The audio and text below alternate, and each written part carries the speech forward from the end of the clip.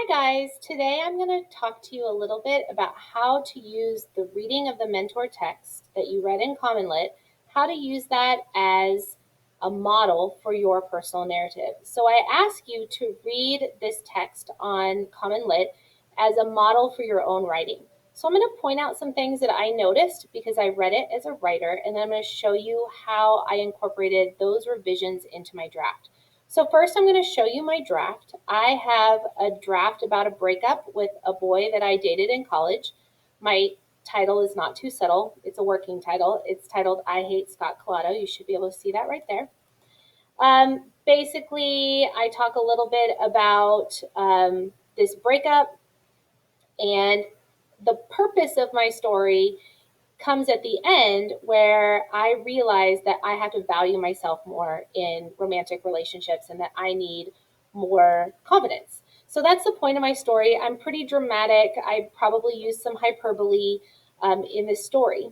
So when I read this, I wanted to show you where I saw points of the story that I really liked. So one thing I liked about the story is it was reflective. He makes it very clear that he is older now, this is in the past, and that he's reflecting upon it, remembering it.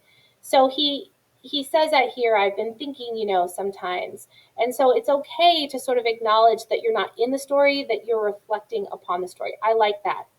Also, I really like short paragraphs. I think that they're powerful. They definitely highlight a point, and I like the usage of this short paragraph here. So I'm going to start here. So it reads, courtesy is important to us Puerto Ricans, and here I was, hours past midnight, and the white lady with the baby in her arm, a suitcase, and two white children badly needing someone to help her.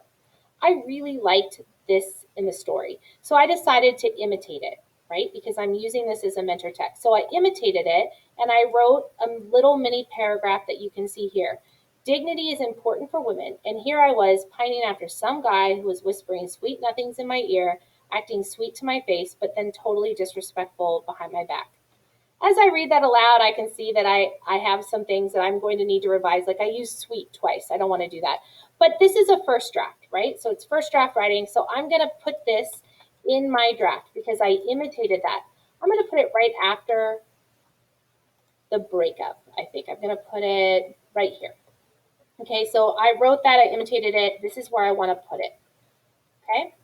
I may decide to put it somewhere else. The great thing about typing is that I can copy and paste anything where I want it later. But this is first draft writing. The second thing I really liked was that reflection piece that I mentioned before. So I wanted to add something to my introduction. Here I have, I was weak with boys as early as kindergarten. But here he sort of even talks about that reflection. So the bell is ringing. So I wrote this, as many women are in the early stages of wanting to find romantic love. So I'm going to add that. I was weak with boys as early as kindergarten. I'm going to add that here.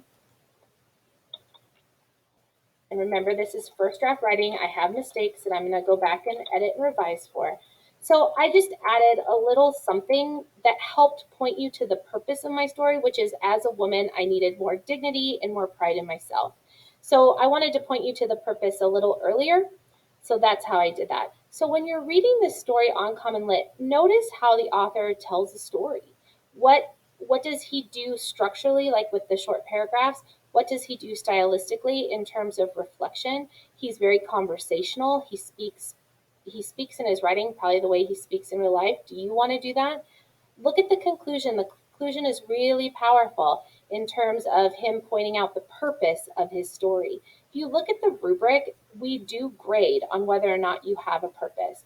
So really use this as a guide. I hope that's helpful. The last thing I'm going to point out is that you're going to highlight the revisions you make based on your reading. So I'm going to highlight this yellow. Notice how I'm doing it. I go to this little button here, highlight. I'm just going to do yellow. That way, it's proof to me as a teacher giving you a grade that you revised with that mentor text. Okay, so this is sort of in either you do it or you don't, but highlight where you've added things in that were inspired by the text. I'll cover this in Zoom. I will talk you through it, but this video I hope is helpful to your writing. So good luck, use that mentor text, and happy writing.